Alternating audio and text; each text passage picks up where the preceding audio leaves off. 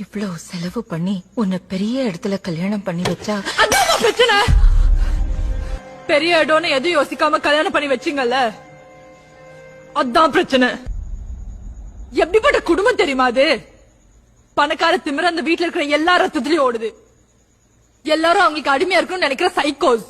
ஏன் நம்மள சூஸ் பண்ணாங்க தெரியுமா? நம்மகிட்ட பணம் இல்ல, அவங்களுக்கு அடிமையா இருப்போன்னு தான். கல்யாணம் ஆகி கொஞ்ச நாளே வேலைக்கு போவேன்னு நிறுத்துறாங்க.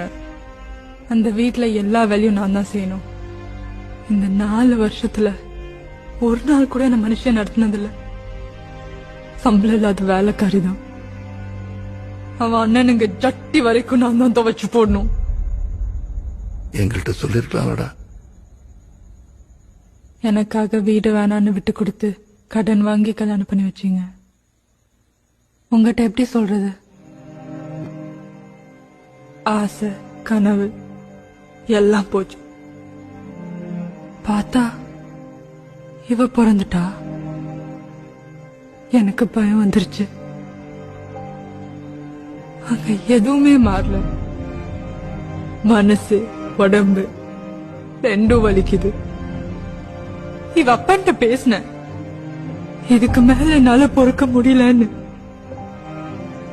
பொறுத்துதான் ஆனும்னா